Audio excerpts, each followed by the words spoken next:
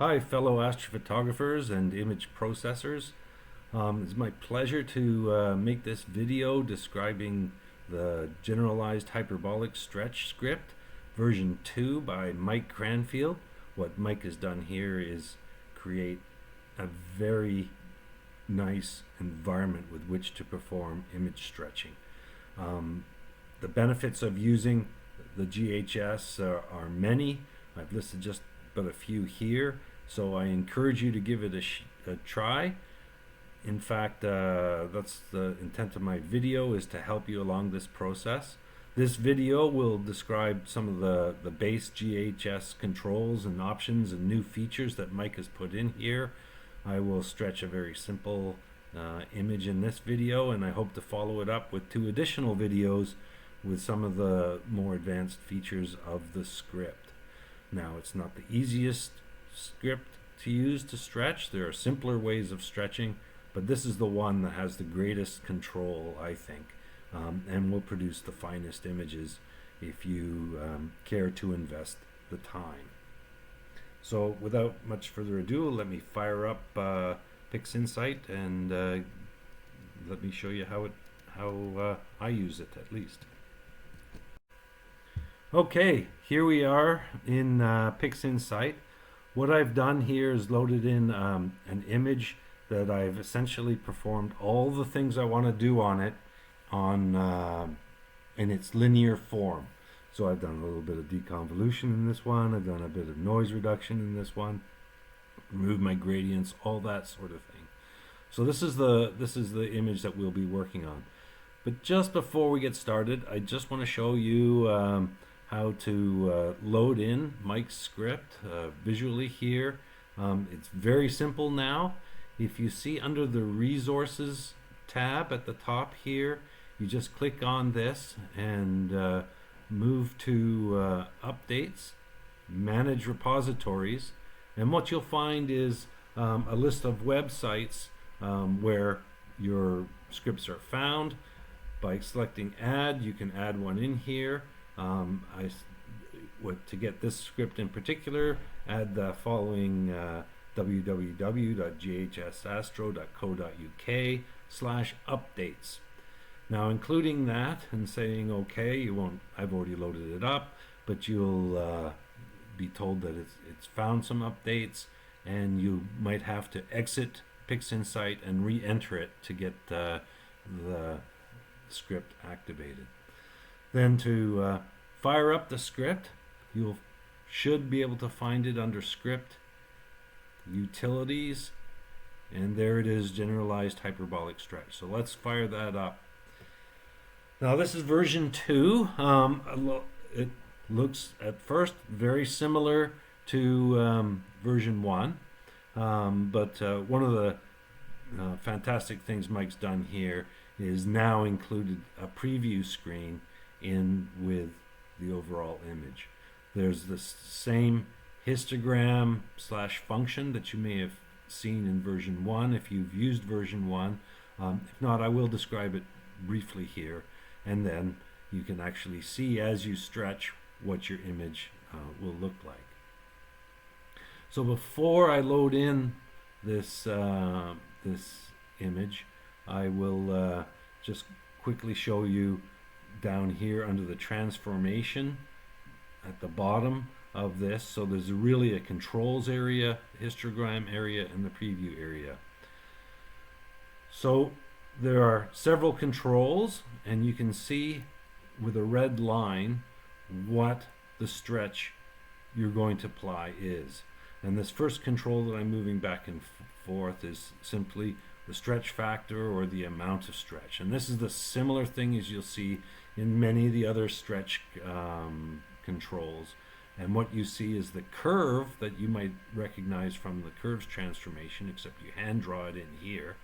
And you can see how the stretch increases as I change the amount of stretch. Now, bear in mind, stretching involves 2 things. It selectively brightening or dimming of pixels, which can be described as the distance between this red line and the 45-degree identity line, and also pay attention to the slope. because the slope is defines how much contrast you're adding.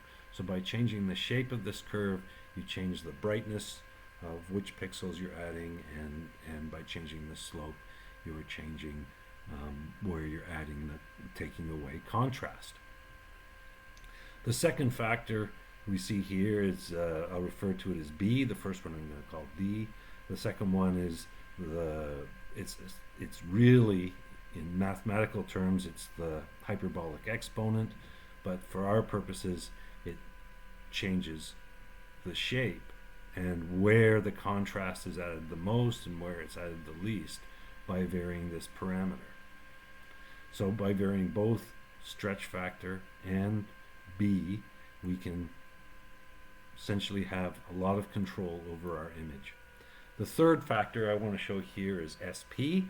Now most stretching functions provide the most contrast at very low pixel values, pixel brightness values, and that's to bring out those dim pixels and make them a lot brighter, which is generally the purpose. But we've added a symmetry point to the hyperbolic equations, so you can actually control, by moving the symmetry point back and forth, where the most contrast is going to be added in your image.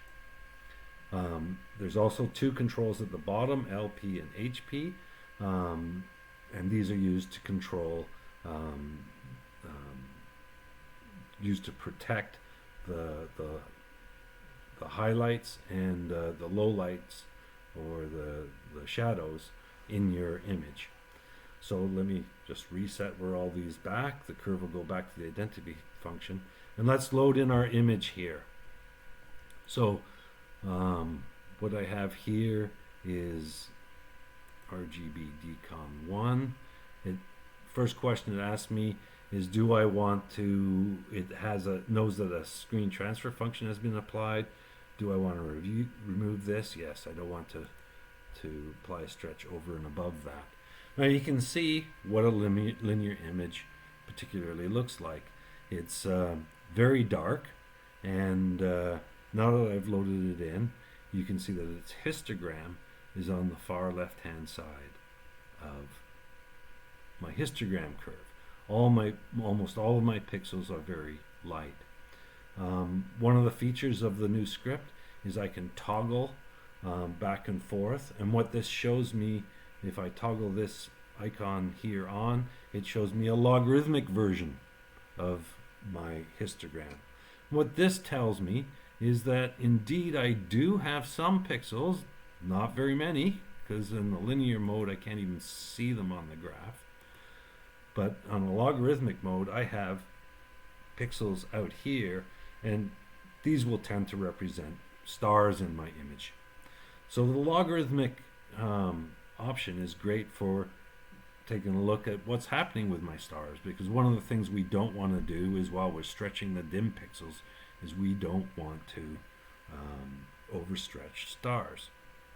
So typically I would start off a stretch of an image like this. This is actually a one-shot color image taken through a dual narrowband filter of the Pac-Man Nebula. So one thing I would do is I would actually try, and I want to look with the linear image, the linear histogram first, and I want to zoom in on that histogram to be able to look at it a little more closely. I can inquire the histogram certain values by clicking. I can see generally most of the pixels have a brightness in linear form less than 0.002, so they're very, very dark, and I can see there's a black point somewhere around 0.00081. But what I first want to do in an image is click on a point somewhere around the peak, and you can see the actual peak here is 0.00109. So we can what this is relevant to is this, because it's a linear image, the histogram is very, very narrow. So what I want to do is add a high amount of contrast right within this histogram. And I know that the highest amount of contrast I can get, if I just add a D, if I add a bit of stretch, you can see I'm going to move my histogram out. I can get the most contrast in that image by moving my B factor to the right. And for this this particular image, it is very narrow. There's not a huge amount of signal in this image, but I want to really inject my contrast right around that 0.00109. 0.00109.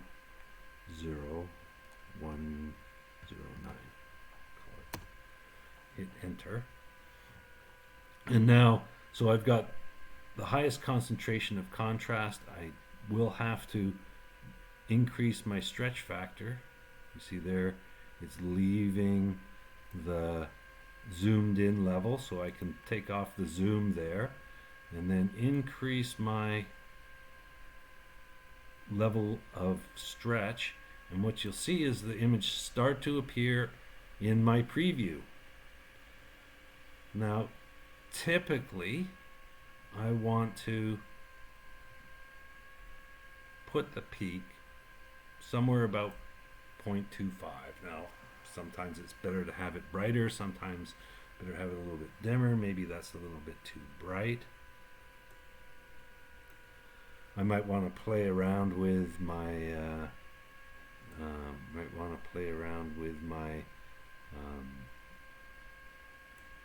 B and my SP, depending on, and I'll get into this in a future video, depending on how much I want to brighten the background, whether my noise is showing, what have you. But we'll leave it right there for now, and see how it goes.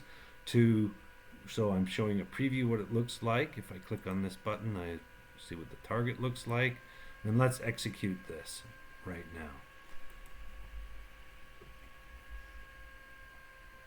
So now I've executed the stretch, and it's replaced my original image with this stretched image. If I didn't want to do replace, I could create this button, and I could actually rename it something if I wanted to name it whatever name you felt. Call it Pac-Man S1.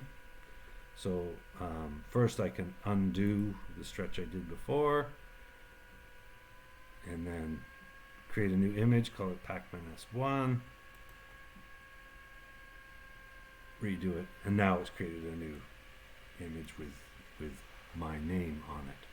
Now I'll just edit this for now. I don't want to create a new image, but you see what the program's actually trying to do. Now the preview showing this over brightened image is because it's repeating this stretch. So I can remove that repeat of the stretch, and now my preview shows my image as it was. So stretching will tend to do two things to your histogram. One, it's going to move it to the right, and the second thing it will do is broaden the histogram itself. Now one of the things that happens when you're doing stretching is you can see the black point. There's a lot of contrast that's sort of wasted, if you will, brightening the whole background. Now one of the ways to do this, and I'll show you another way in a future video, one of the ways to get rid of this unnecessary brightness of the background is to perform a linear stretch. Now under this menu you can see that there's various kinds of things I can do to the image. The top one is the Generalized Hyperbolic Stretch. I just want to make sure this says linear stretch, and I'm given some different parameters. Now I can control here the white point and the black point of the image, and it will conduct a linear stretch on whatever is I have loaded up. That's exactly what I want to do. I want to adjust the black point here. What I can do is enter a value for clipping value. So in this case, I enter the percentage of pixels that I want to be clipped. If I just put a 1 at the end, that's represented of 0.01%. So it's going to find me the black point by hitting enter with that value. It says if I change the black point to 0.15, everything with a value less than 0.15 on my stretched image will be clipped. Now, if I want to be a little more conservative on that, I might change this to 0.13 or something like that. So let's try that. So that I'm pretty sure I'm not clipping anything, and my resulting image is on the right hand side here. So I can click on OK, and it'll replace my image with the one with the new black point. Tries to do it again, so let's reset. Good thing is the reset sends me back to the generalized hyperbolic stretch equation, and then maybe I want to conduct one more stretch. So in this case, I will say in this Pac-Man nebula, I can look at it and say, well, maybe I want a little bit more brightness in the top of the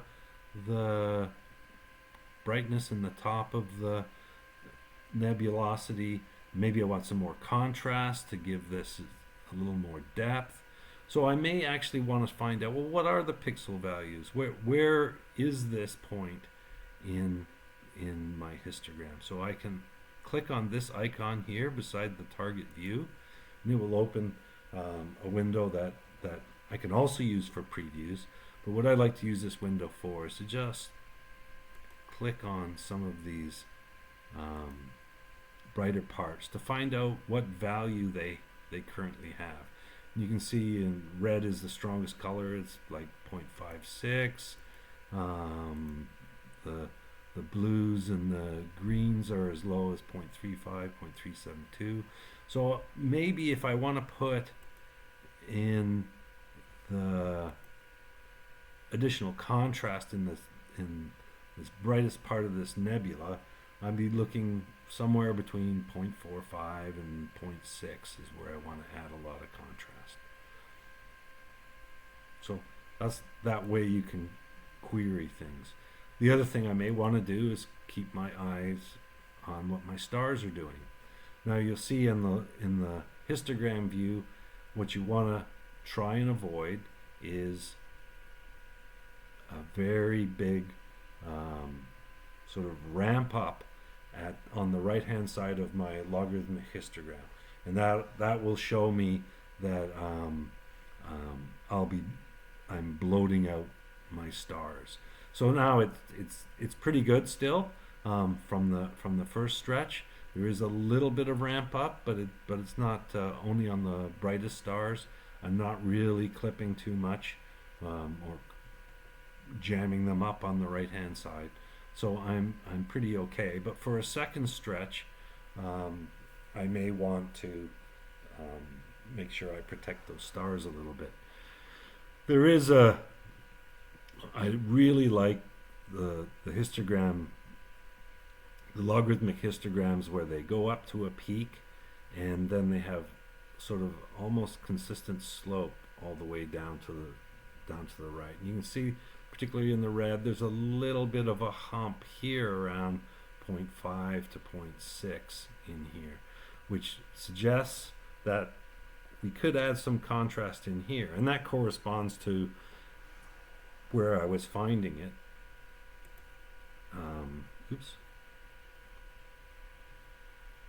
Where I was finding it in my image inquiry.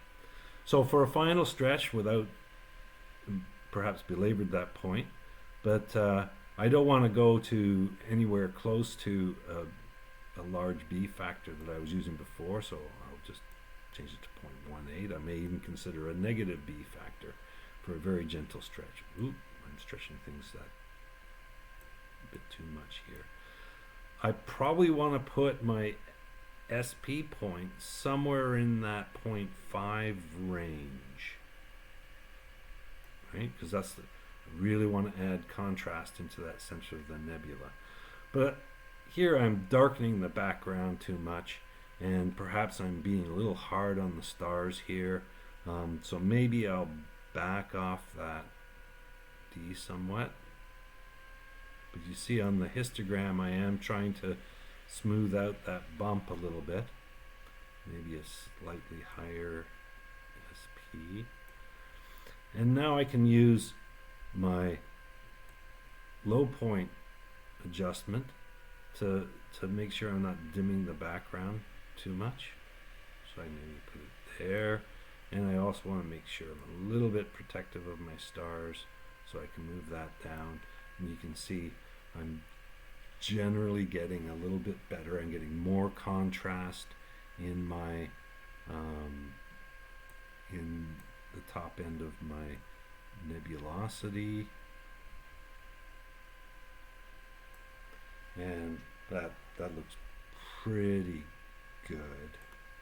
Take this off and say maybe create another new image, call it Pac-Man S2, and execute.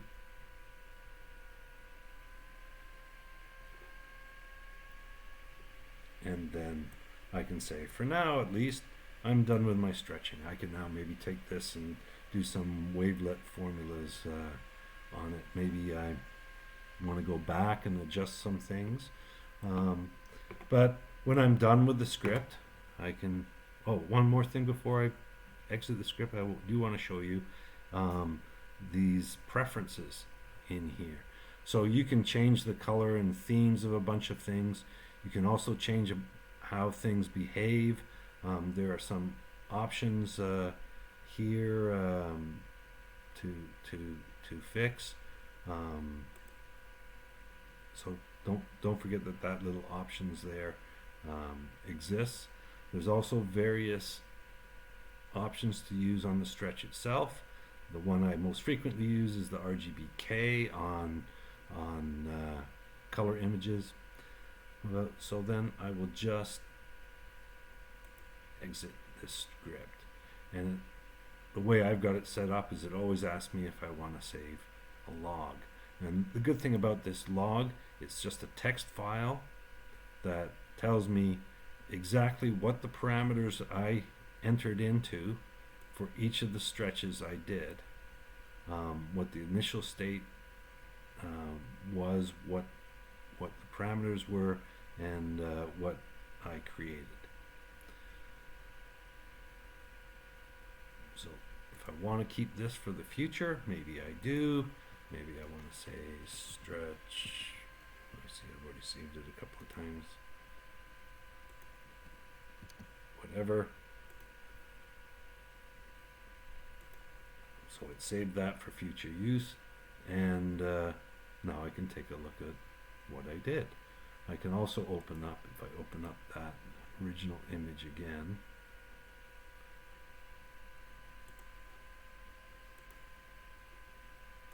I can see what the STF did.